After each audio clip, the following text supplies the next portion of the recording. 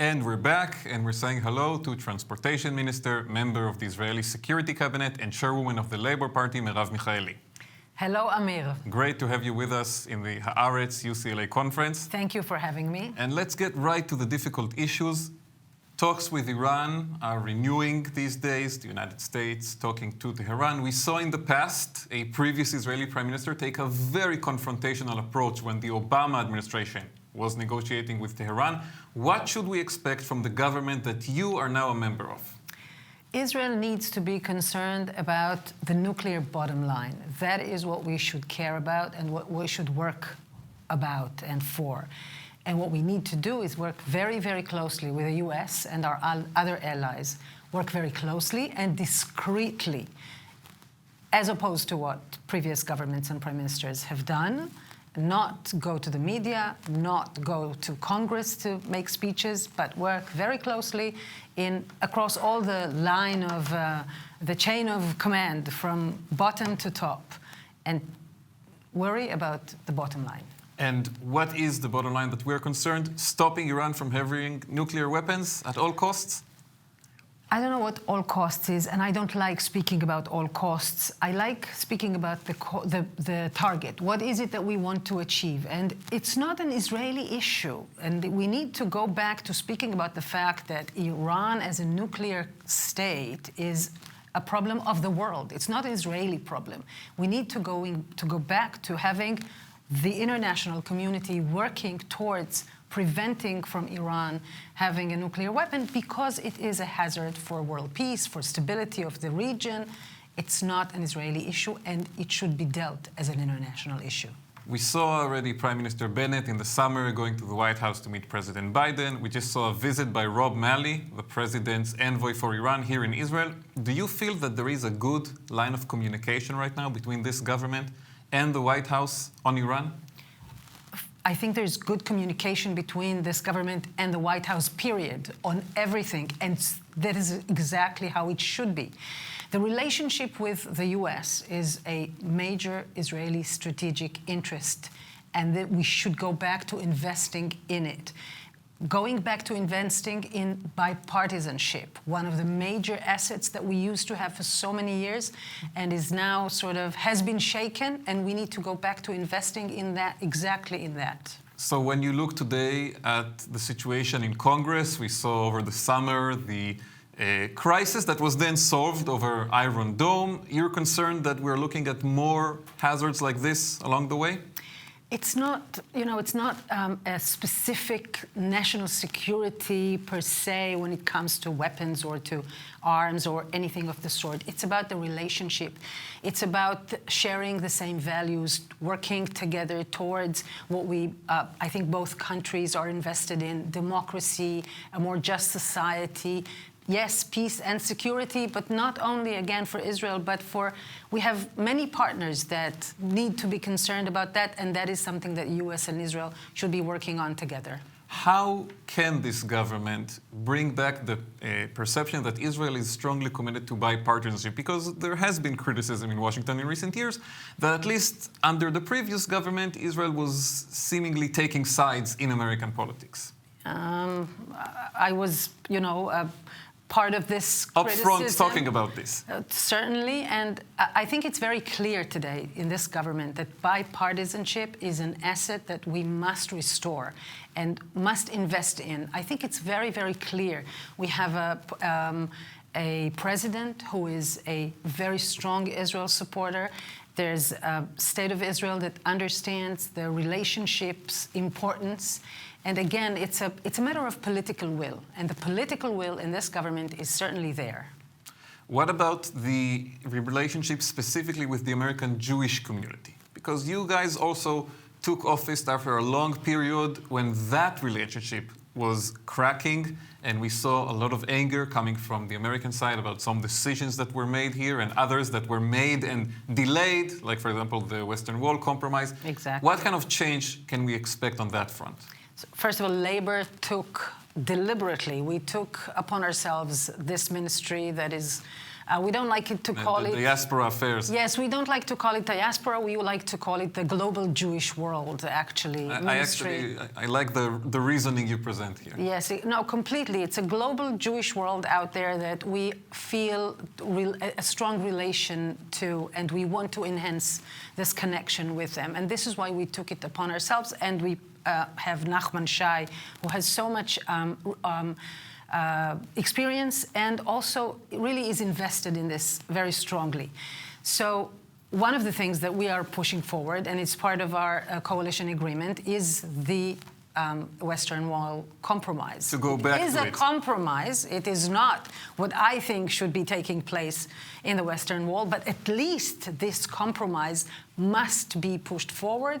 We are already working on a resolution that will be, I hope, passed in the government. You see the other partners going along with this, with you guys? I heard Lieberman's commitment to it. I heard Lapid's commitment to it. And as I mentioned, we are signed in a coalition agreement with Lapid on that. So I see no... And also, I have to tell you, Amir, I really see none of the partners to this government opposing such a compromise. Mm-hmm. It is so long overdue that it's up to us to make it happen now. We'll obviously keep watching because it's a major priority for a lot of our readers. I want to ask you now on the Palestinian arena. We are looking right now at an interesting situation where there are different voices within the same government. And obviously that also reflects on Washington. For example, the debate about the American consulate in Jerusalem. How do you square that circle? You know, Labor, I decided that we... our partners for forming this government, not lightly, because I knew that this will probably not be the government that will bring about the much-needed solution to the Palestinian-Israeli conflict.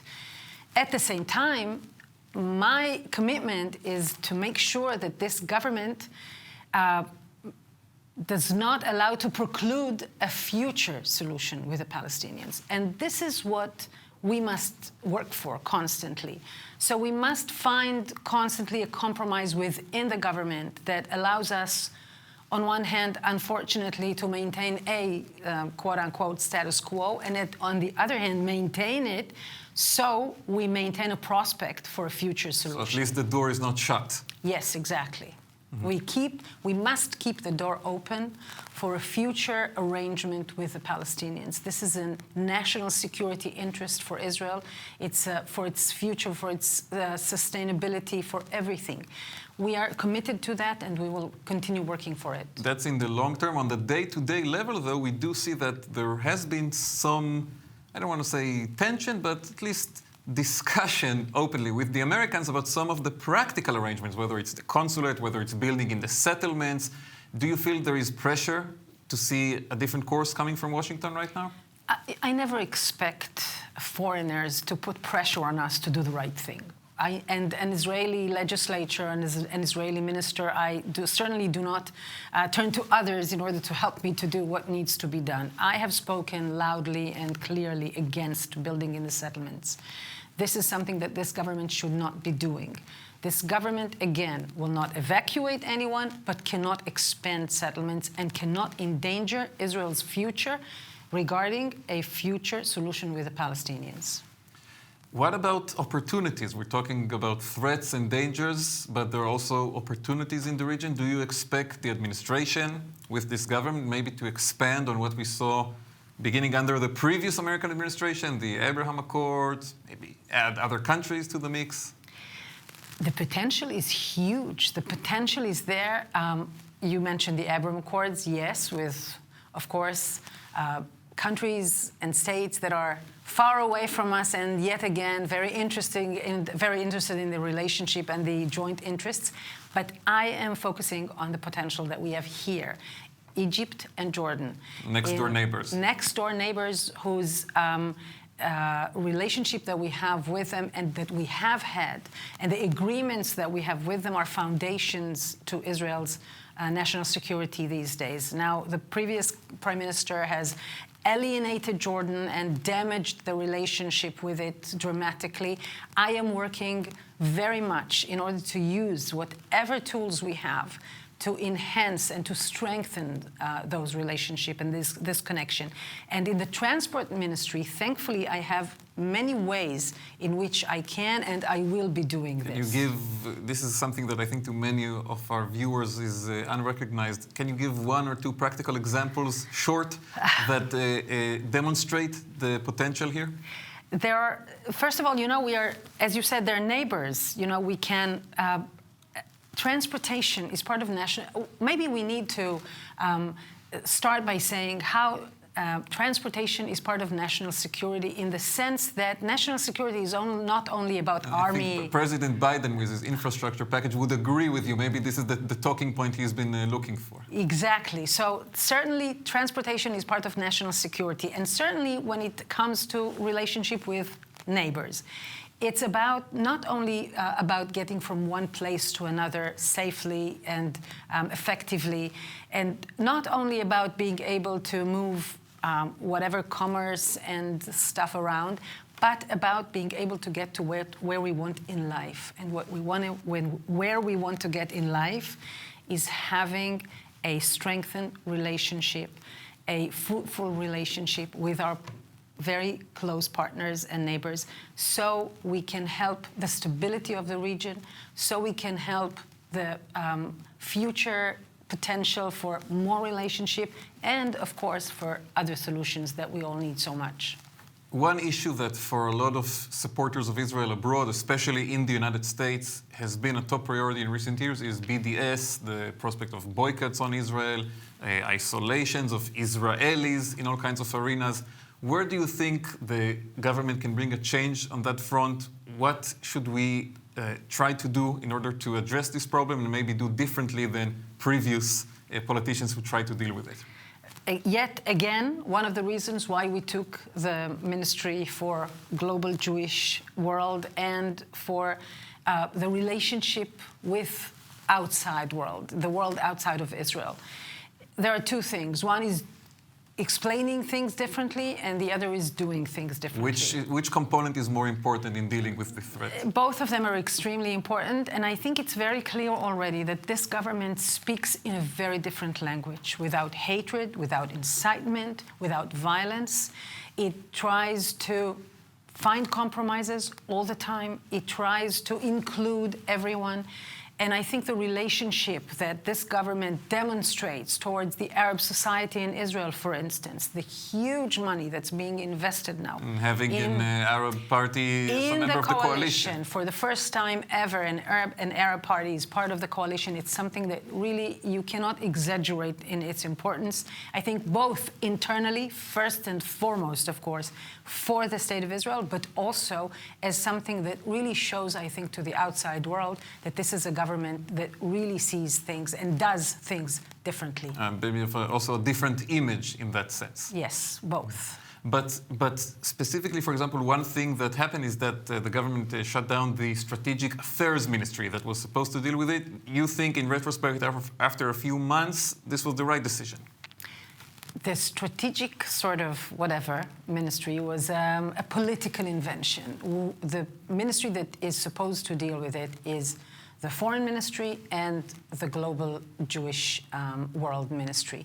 Those are the ministries that have to deal with that, and I am certain that they will be doing it, at least one I know that will be doing it much better now. The one, we'll have to wait and see. The one that's under my and our responsibility.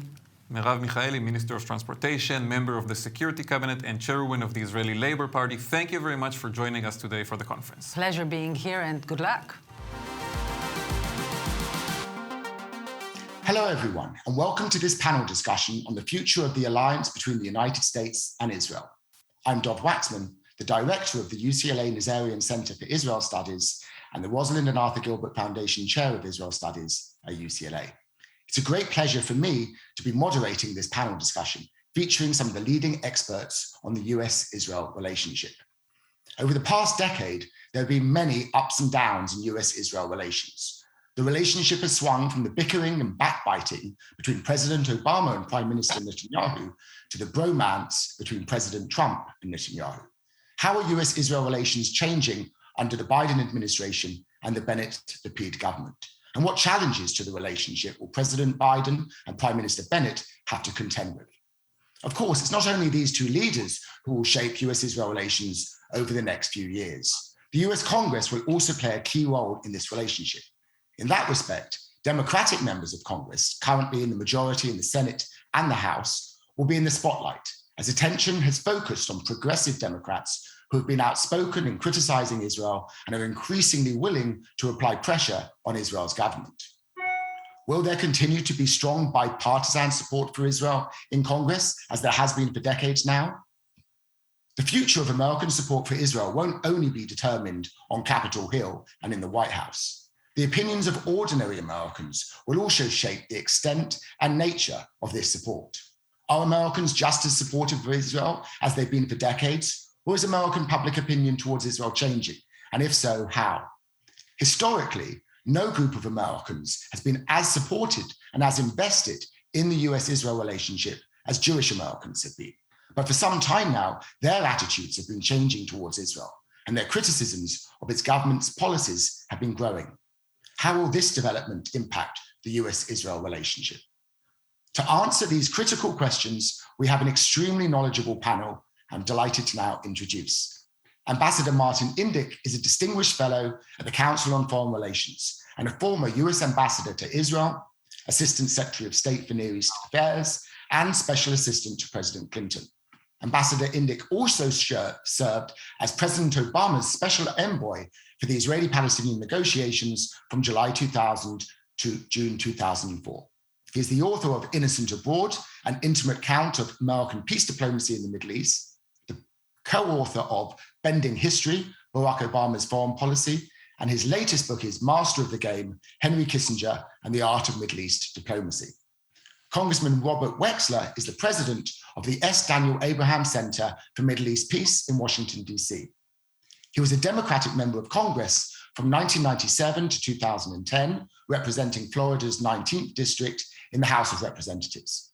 During his time in Congress, Congressman Wexler served as a senior member of the House Foreign Affairs Committee and a member of the Middle East Subcommittee. In 2008, he served as an advisor on Middle East and Israel issues to President Obama during his presidential campaign. And in 2012, he addressed the Democratic National Convention outlining President Obama's policies towards Israel. Professor Shibli Telhami is the Anwar Sadat Professor for Peace and Development at the University of Maryland and a non-resident senior fellow at the Brookings Institution. He regularly conducts public opinion polls in the Arab world, Israel, and the United States. Among his many publications are The World Through Arab Eyes, Arab Public Opinion, and the Reshaping of the Middle East, The Peace Puzzle, America's Quest for Arab-Israeli Peace, and The Stakes, America in the Middle East. And finally, Dr. Shira Efron is a senior research fellow at the Institute for National Security Studies in Tel Aviv, a special advisor on Israel with the RAND Corporation, and a policy advisor with Israel Policy Forum. And Dr. Efron's research focuses on US policy toward the Middle East. So I'd like to begin by asking Ambassador Indyk, first of all, what do you think the impact of the Biden administration and the Bennett-Lapid government will be on US-Israel relations? Do you think the honeymoon period is now over and that tensions between the two sides are beginning to surface? And if so, can these tensions be kept behind closed doors, as both sides seem to hope? Thanks, Dov, and I'm delighted to be with you for this discussion with my friends.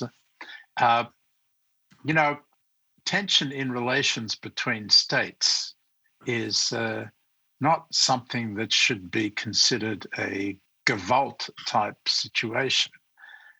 It happens on a regular basis. Just look at the tensions we've had between the United States and France recently.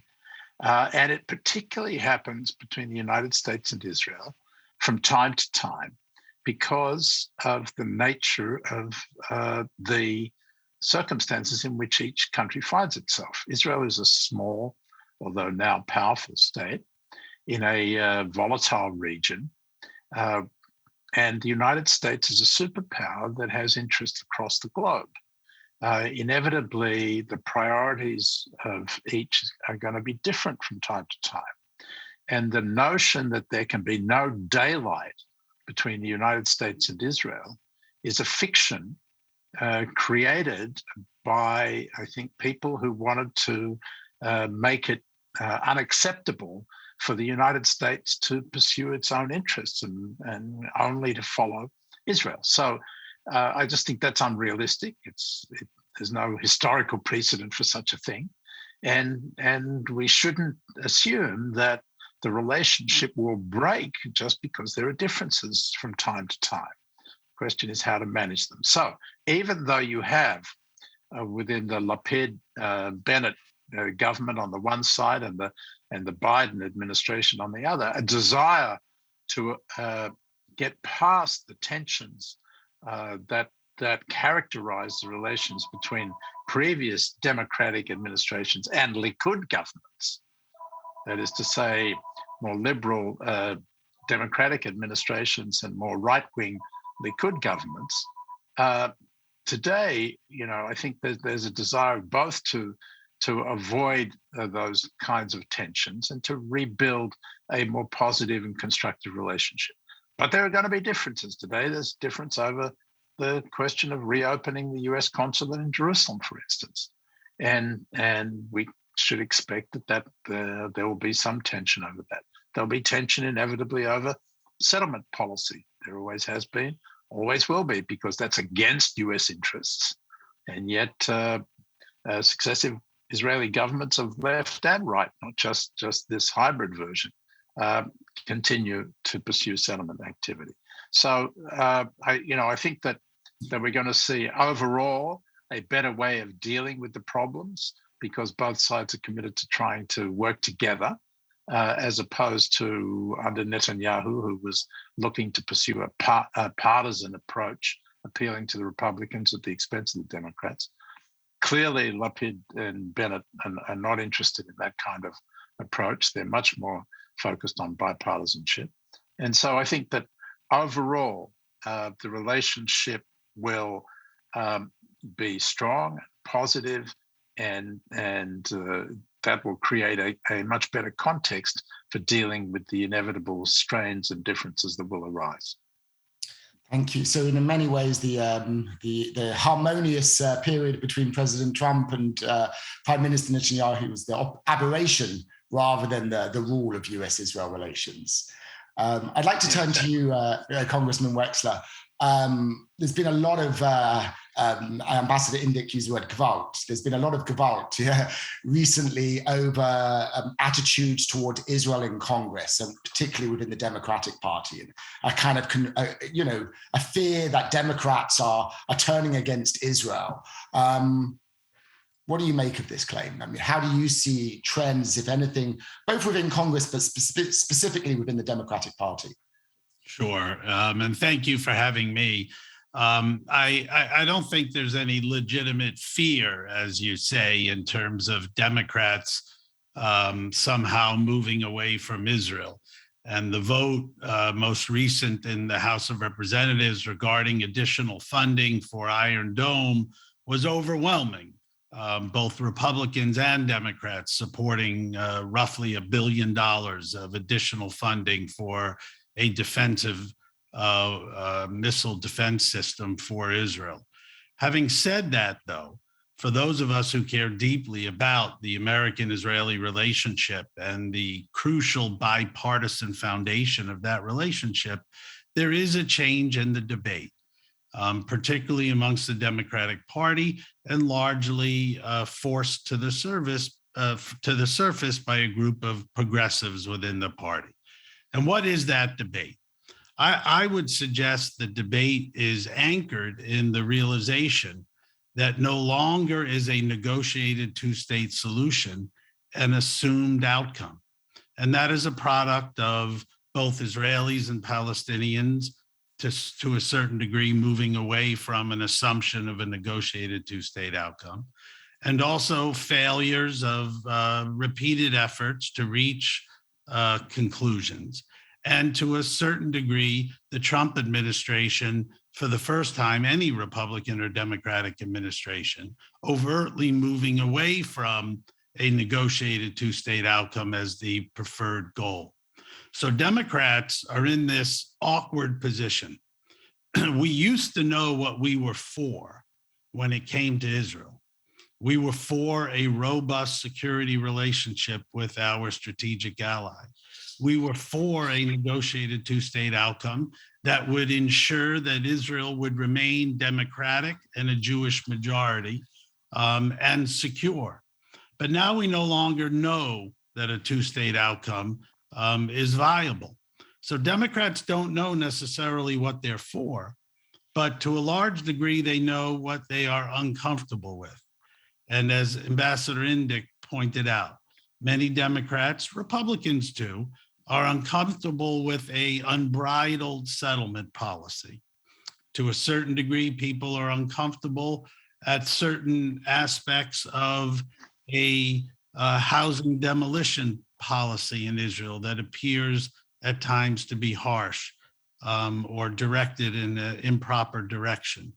And generally speaking, Democrats, although Republicans also, but Democrats tend to be more vocal about rights. And when they perceive that there may be a deprivation or an inequality of rights, they will speak to that. But the good news is, and this is what I think is the overriding message, the good news is that the Biden administration has an opportunity to define quite clearly what Democrats, what Americans should be for relative to Israel, and particularly relative to the Israeli-Palestinian conflict. And what we should be for at this point is improving conditions, improving lives for Israelis and Palestinians alike, and where we can, to narrow the political differences between the two parties. That's what we can do today to build a two-state reality in the absence of diplomatic or political progress. We can do it by creating territorial contiguity, more territorial contiguity for Palestinians, transportation contiguity for Palestinians. The Israeli government, the new government, has already started issuing more work permits. They've recognized inside Israel some Bedouin towns, very important messaging. And they've also devoted millions, hundreds of millions of funding to Israeli Arab communities inside Israel, also very important messaging. And the Israeli Supreme Court offered a constructive compromise with respect to the East Jerusalem neighborhood of Sheikh Jarrah. The real opportunity, and I'll close with this, is taking the extraordinary opportunity of the Abraham Accords, negotiated, of course, to the credit of the Trump administration, but taking the normalization process and including the Palestinians in it in a way that they've not been included thus far. And it is not difficult to imagine, with a good deal of American diplomatic effort, that we could be entering into a time where we have constructive business relationships between Israelis and Palestinians and Emiratis and Moroccans and business people from Bahrain in Israeli-controlled areas of the West Bank that open up new opportunities. Just this last week, we had a military exercise between the United States, Israel, Bahrain, and the UAE. A wonderful, wonderful, in my view, message to Iran of solidarity, but also this exercise of strength should allow the Israeli government, the United States, and our partners in the region to include the Palestinians in the good news in terms of the benefits of the Abraham Accords. Thank you. I want to return to some of those policy measures in a moment, but I'd like to widen the focus now out from inside the Beltway and the kinds of policies that the United States can adopt to think about public opinion in the United States. And I want to turn to Professor Telhami, who's studied American public opinion so extensively. Do you see American public support for Israel as fundamentally stable Or do you see it shifting? And if so, what kind of trends are you observing in the survey data that you collect? Well, first of all, thank you for hosting me. I really appreciate it. I'm really pleased to be with my colleagues on this panel. Let me put it this way. There has been a continuing, in some cases, really dramatic shift in American public opinion, mostly among Democrats, but now also among young evangelicals, surprisingly, that's far more critical of Israel and more sympathetic with the Palestinians. But before I give you some examples, I want to make 2 points. The first is that the principal reason why this shift in public opinion remains less visible on official Washington, and why the gap between public opinion and elected officials remains wide, is that Israel-Palestine is not now anywhere near a priority for anyone but lobbyists focused on this issue. And even normally, public opinion, of course, is only one factor in the American political process, often trumped by other factors, especially large campaign contributions. But the second point I want to make is that the proposition that it's only progressives who have grown more critical of Israel and US policies that are uncritically supportive of Israel is inaccurate, at least at the level of public opinion. The shift is far broader, especially among Democrats, in some cases overcompassing large majorities. And let me just give you some examples before I end. The first is that in the public opinion polling that we've been doing, now more Democrats want the US to take the Palestinian side than the Israeli side, by the way, by a ratio of 2-to-1 right now, and even higher among Democrats under 35, though most still want the US to take neither side. A second finding is that more Democrats blame Israel for the May Gaza fighting than blame the Palestinians. This is something that followed the Gaza war. And in fact, we also found that more people, especially young Democrats, who are unsatisfied with the way Biden reacted to that war, with about half Democrats really being unapproving of the way Biden handled the Gaza crisis. Overwhelmingly, Democrats and even most Republicans favor a democratic Israel, even if it no longer is a Jewish state, according to our polls, over a Jewish Israel that's not democratic. And for years, by the way, our polls have found that most Democrats support U.S. sanctions or tougher measures against Israeli settlement. Robert mentioned the consensus opposition to settlements, but it's not just consensus opposition. It's really even supporting the U.S. taking drastic measures to stop settlements, which certainly has not been reflected in our political process and certainly not in Congress. Overwhelmingly, Democrats and most others, including Republicans, oppose laws that punish boycotts of Israel, principally due to concerns about civil rights.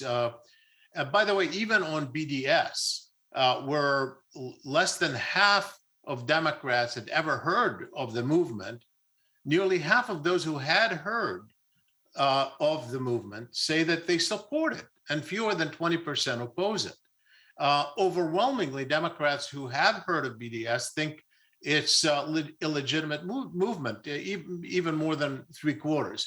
And finally, more than 2/3 of Democrats and most Republicans think it's acceptable, or even it is a duty of their elected representatives in Congress to question the U.S.-Israeli relationship.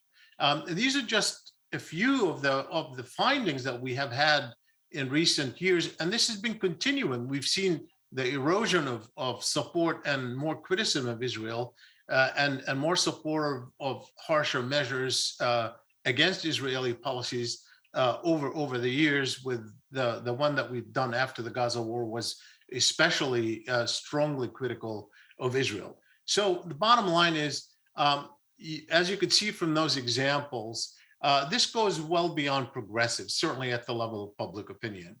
And when the Israeli-Palestinian issue rises in the public priorities, it isn't now, as you know, I mean, not, and understandably, either it's for the Biden administration, for the public, or for Congress, but when it does rise in the attention of the public, as it did during the Gaza fighting in May, then even US officials in Congress, including those who are typically pro-Israel, become more critical. And so critical, in fact, it last May, that it may have surprised the Democratic President Biden, who was really must have been struck by the fact that the criticism of his posture of not being critical enough of what was happening or taking initiative to stop it was coming from mainstream Democrats in Congress. So yes, I think that there's been a big shift.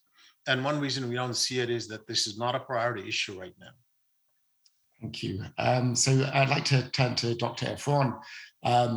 Professor Tal Harmy was describing this broad shift that's taken place in Israeli public opinion.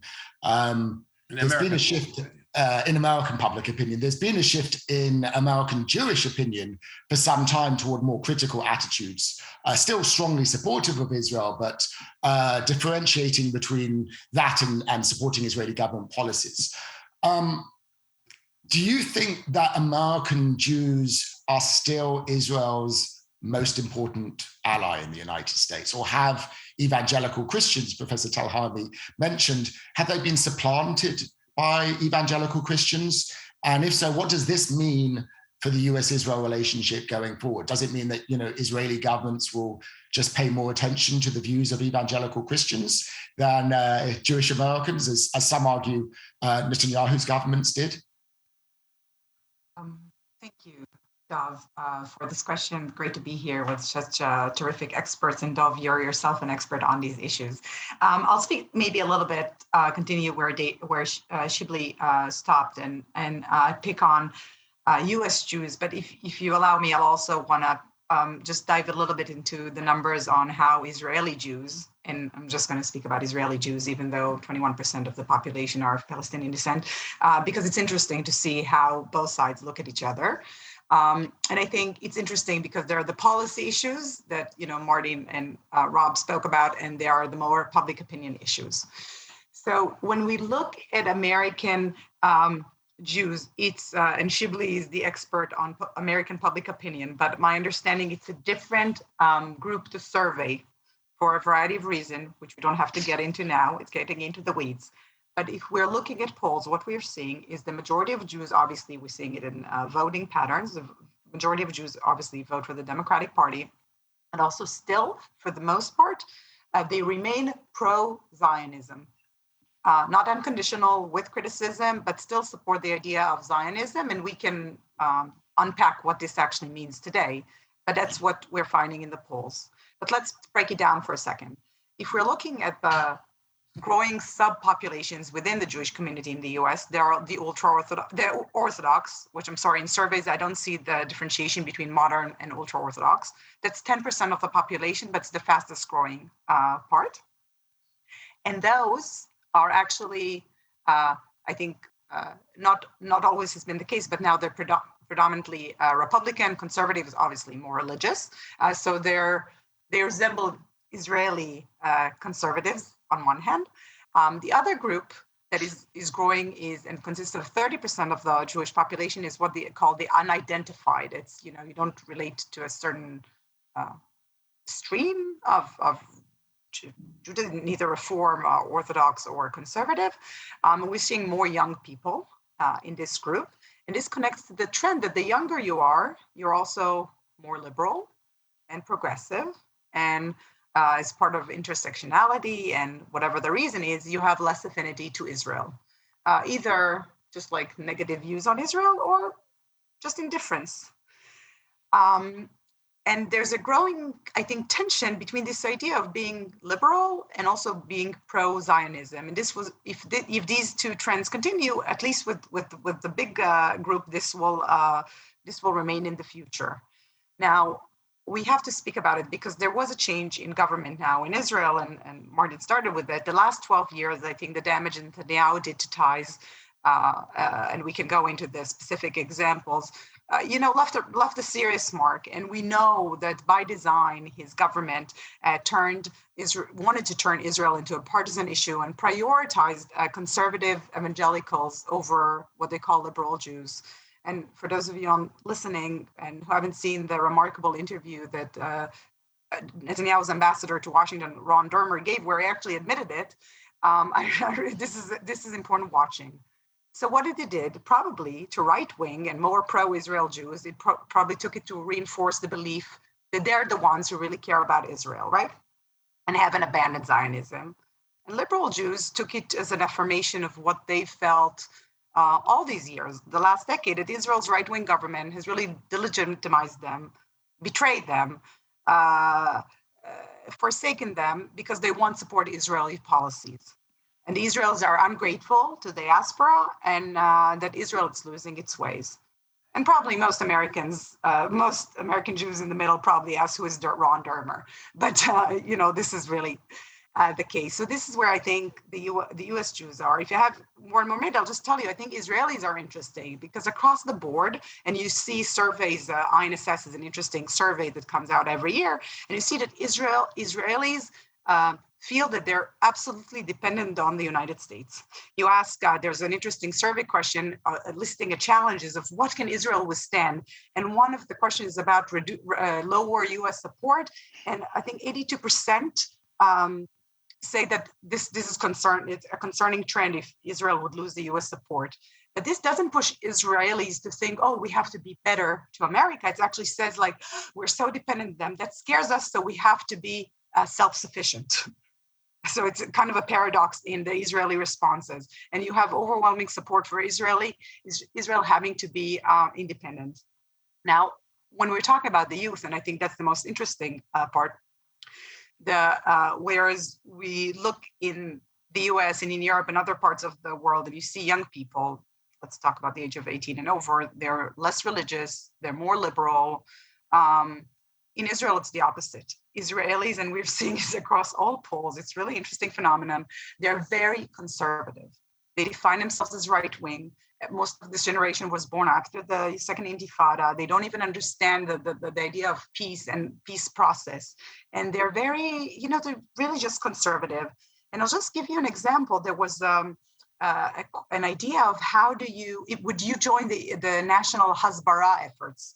And 62% of the Israeli public said that they would join the Hasbara efforts, meaning like doing PR for the state of Israel, which means that they agree with their policies. And with the Israeli youth, this number was closer to 80%. So I guess I'd sum up, and we're probably going to dive into these issues. I think with the new Israeli government that really wants to repair ties and move away from the Bibi years, and I think also US Jews probably on the other side have been eager and willing to view this new government as a chance to reset ties beyond the Netanyahu era. So I think there's a grace period now. But at the end of the day, it's not just Bibi, anti-Bibi. There are fundamental policy issues and differences in values and questions about state and religion.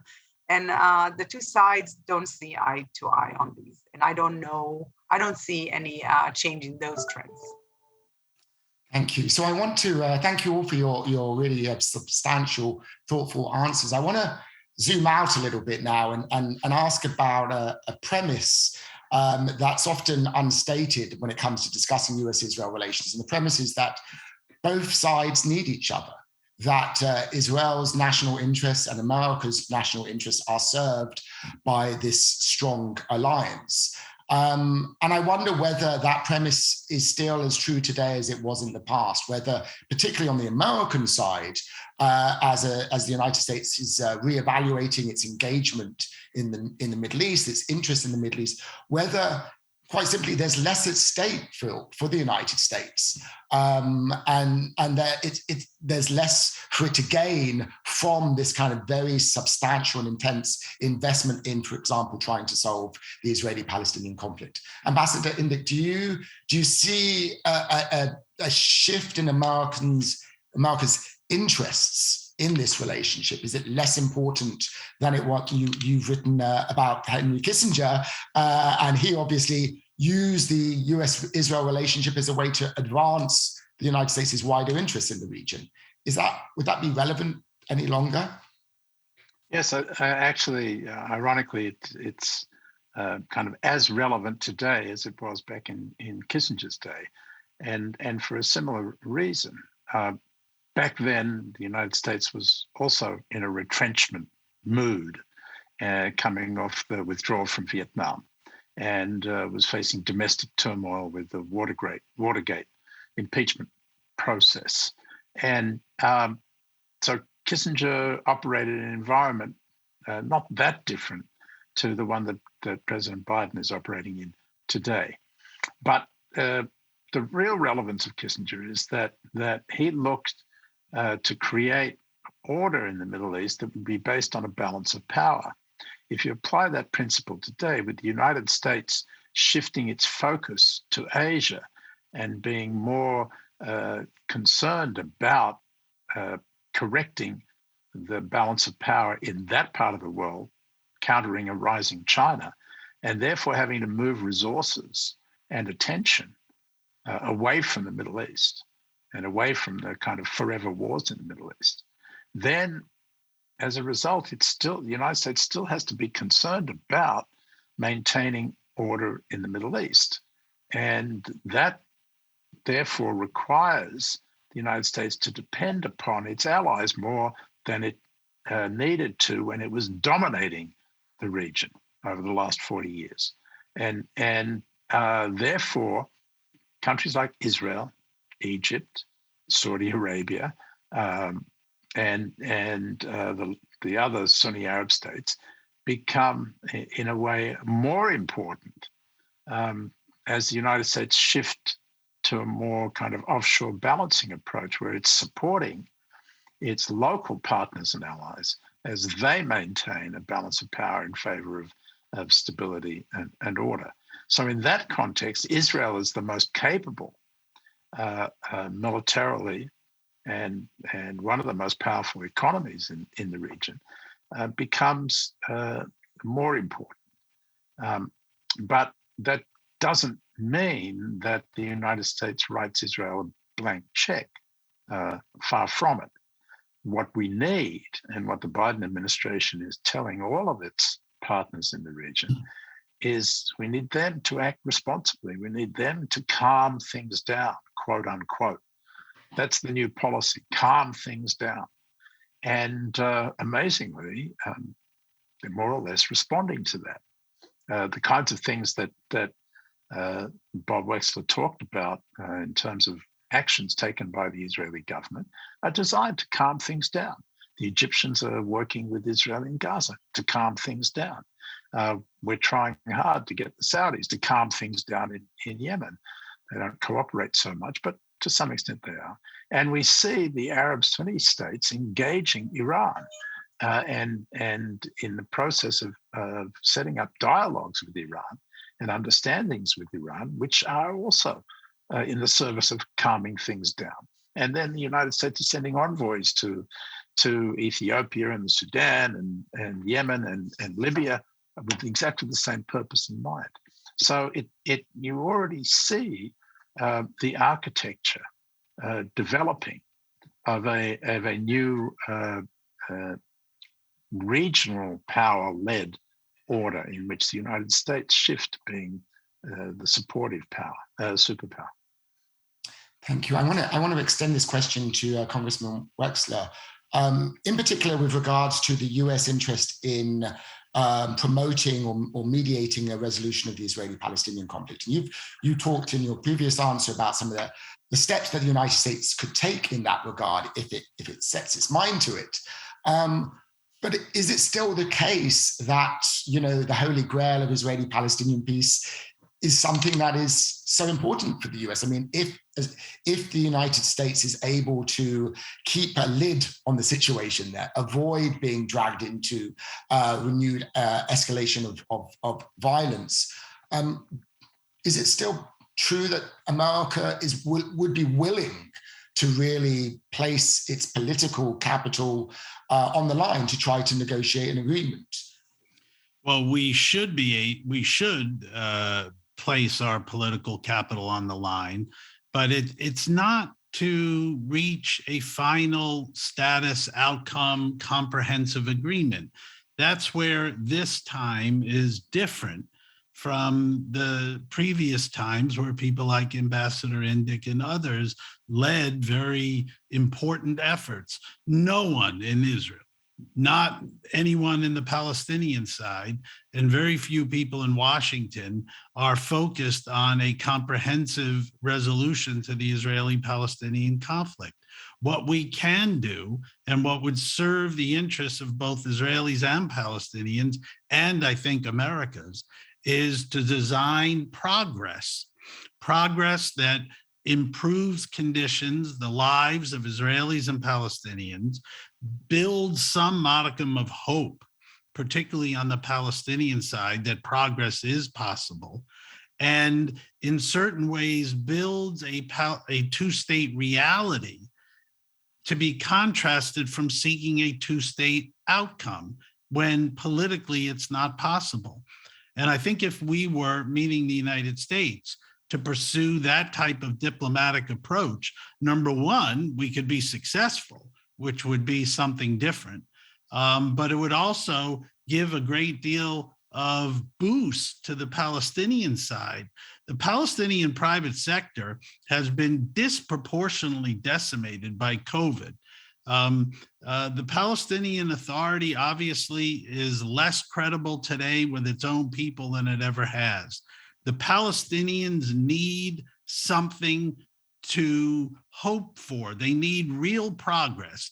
They need to see jobs in their neighborhoods. They need to be able to get in their cars with greater confidence and drive somewhere where it's a coherent transportation network. Yes, more job permits to travel into Israel is a positive thing, but that can't be the only answer. The good news is that there are ideas like connecting the northern West Bank to the port of Haifa through railroad connections that would give a certain element of Palestinian autonomy to businesses and to the Palestinian Authority that would change the dynamic.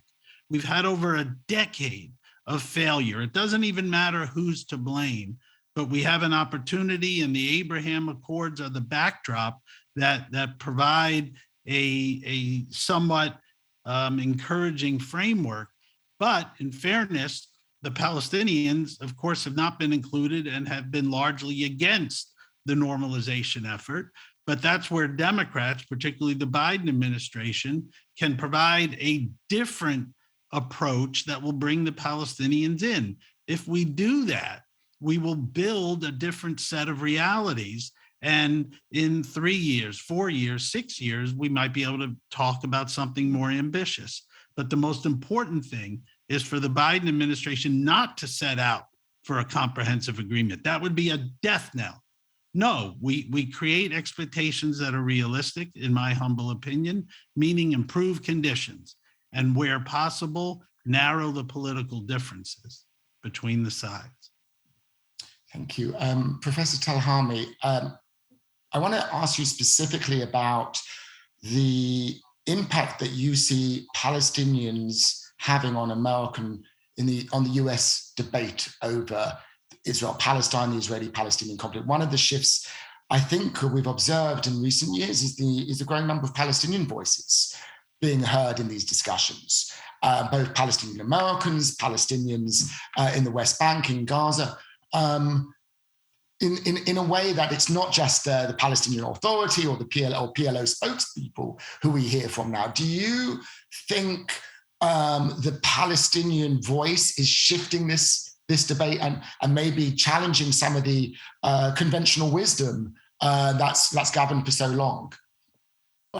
Good question. Let me relate it actually to the conversation that was started by Martin and Robert about the strategic picture. Honestly, yes, of course, there's all these elements, the strategic elements that are important, particularly now as the U.S.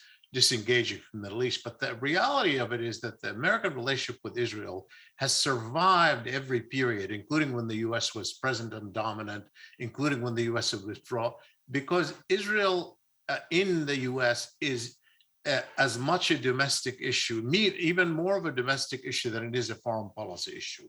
And let's be clear about that. That is, the relationship is not in the first place going to be determined by strategic calculus. It is going to be determined by the nature of American politics. It is part and parcel. We could, that's another conversation to get into. But that conversation in America is shifting. And it's shifting not because of individual Palestinian voices, no.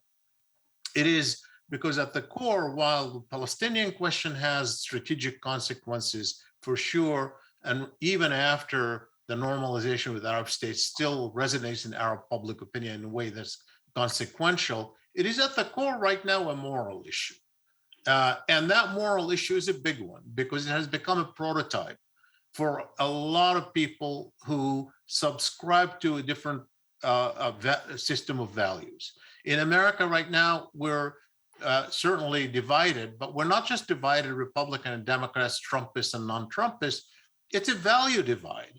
And there is a group of people that focus on international law, on social justice, on equality, on anti-racism, on egalitarianism. And the question of Palestine, to the extent that it has succeeded in becoming part of this conversation, it has become a prototype of this struggle for a lot of people. So a lot of those Democrats who want to empathize with the Palestinians are not doing it for strategic arguments.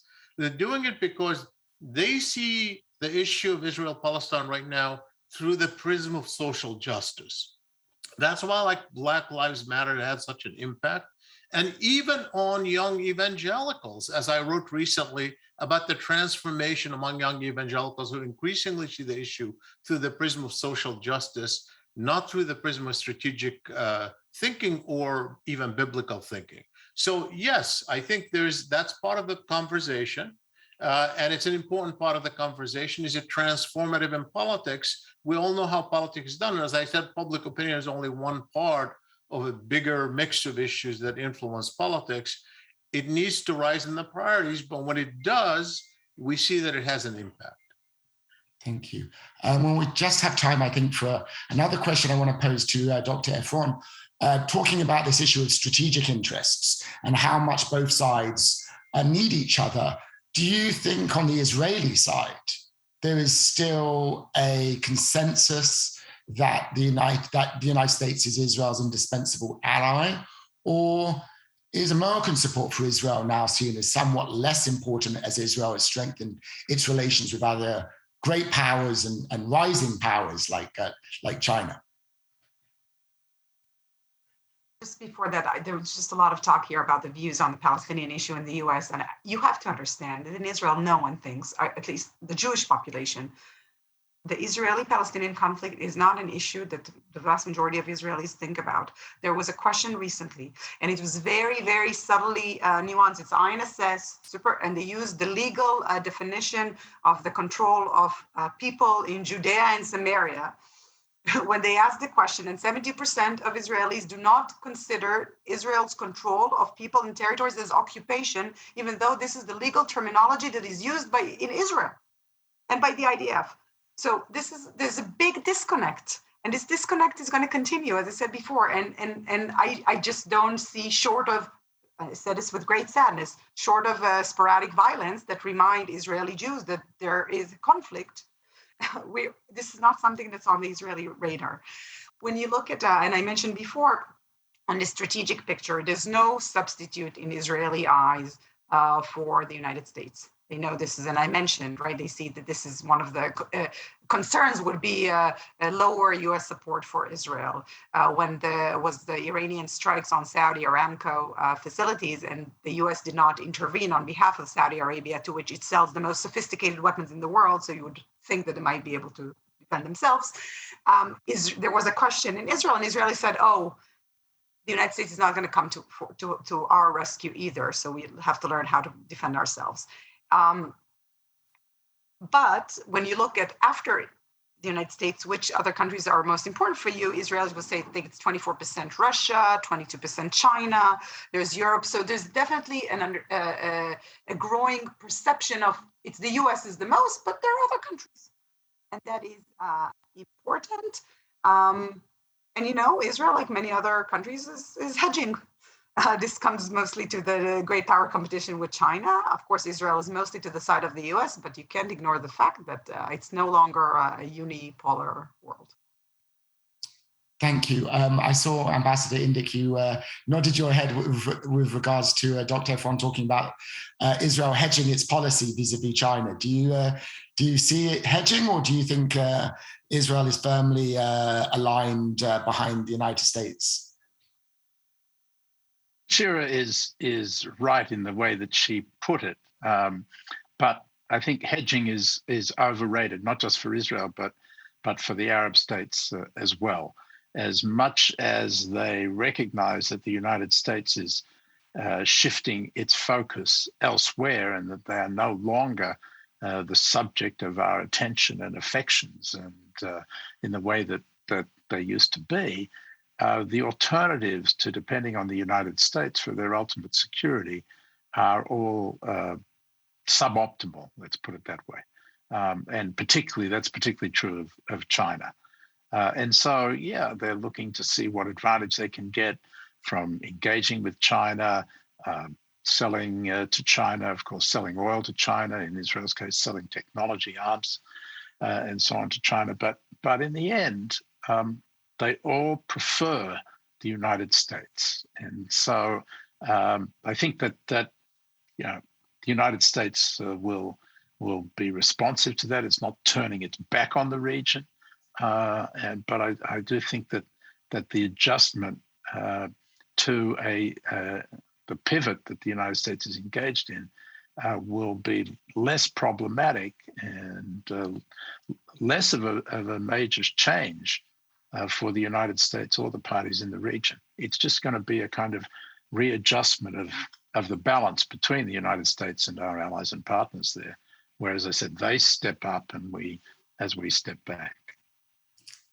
Thank you. So we have very little time, and I want to put you all on the spot for one last quick response.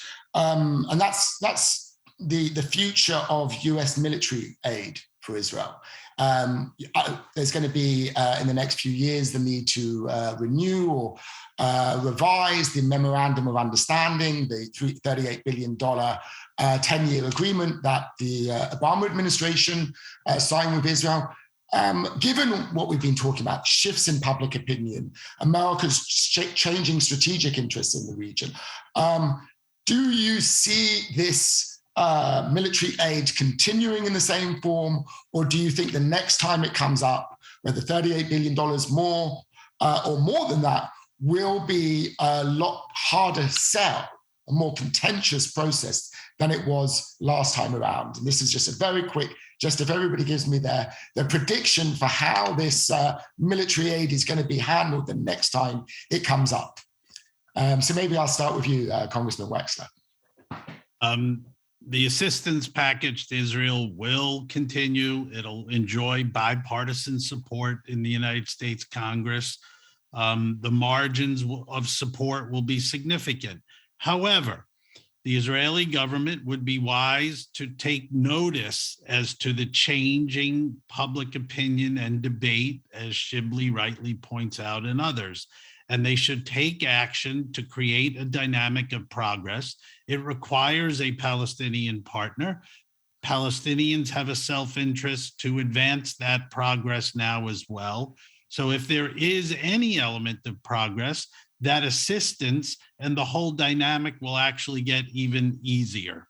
The Israeli government should also take notice regarding settlements. And this isn't just the Republican or Democratic Party, it's both parties have a great concern about advancing settlements, particularly settlement building that is not within the closer regions around Jerusalem, not in the settlement blocks, but even east of the security barrier that Israel built. That creates more political tension that endangers this kind of smooth sailing for the assistance packages, which are well-deserved and in the American interest. Professor Telhami, do you predict that the package will sail through, or do you think the next time around there's going to be a lot more? Probably it will, but let me just say something, because I think you focused on the money. The money is important, of course, a lot of money, but that Israel is a wealthy country, it can deal without the money. It's really the technology. It is the cutting edge technology, the edge that Israel has with the Arab, and protection at the UN against international actions that the US is really kind of the buffer zone there. Those are the two that are most critical for Israel. And those two, will be in play. Imagine Bernie Sanders could have been the president of the United States right now. I mean, that was pretty close call. And could you have imagined if President Sanders saying, well, I'm going to withhold certain weapons for now, even despite what Congress might think, until XYZ? Yes. Can you expect, can we anticipate another person like Sanders in this democratic environment? Yes. So I think in the short term, probably no threat, as Robert Wexler has noted. But I think that it's an evolving dynamic. Dr. Efron, do you share this reasonable confidence? Before I go into predictions, which I don't do, I just want to say, because I can get into trouble in Israel if I say something about China. I don't think Israel is hedging with China on security. It's on economics. So Israel is 100% as aligned with the US on security issues and does nothing with China on defense issues, since there were a few crises we can't get into, probably people here remember, but it's the hedging more in lines with what countries in Europe do, and not so much countries in the region. So again, I don't do predictions. I don't know what's going to happen next, but I think Shibli spoke about the most important point. And if I were the Israeli government, I would say, listen, it's not Israel that it used to be. More billionaires per capita than any other country. We hear about one unicorn after the other. We don't need United States of America to pay for military boots. We need access to this technology. And this access is something that I don't see Israelis bringing up themselves, but if I were advising the Israeli government, I think this is where the conversation needs to go.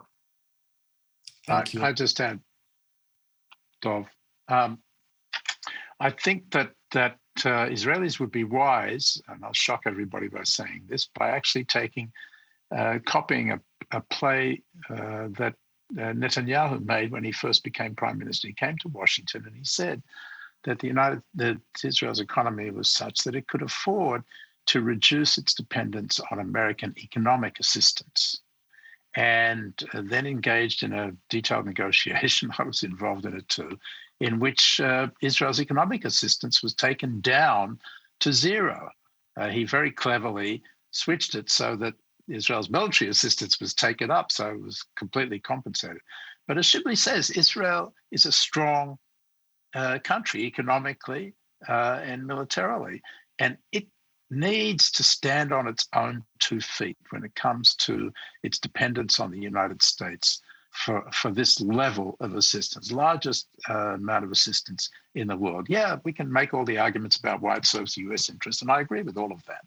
But from Israel's point of view, it's time for the relationship to mature into one that Israel is less dependent on the United States. I was shocked, actually, that Benny Gantz, the defense minister, rushed to Washington to ask for $1 billion in additional assistance to pay for the Iron Dome replacements after a 10-day war.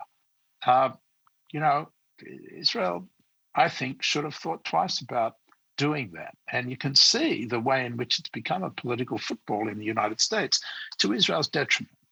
I just think that Israel should think about approaching the United States with a step-by-step reduction in the amount of assistance it gets in return for the kinds of things that Shibli and Shira were talking about, which is continued technological transfer that's critical to not just to Israel's military edge, but also to a technological edge. Well, I wish we could continue this conversation because it's been fascinating. We've touched on a lot of issues. I want to thank you all for your insights, your wisdom. I've learned a lot, and I hope everybody in the audience has as well. So thank you all for joining us, and thank you all for being on this panel and for appearing. Thanks so much.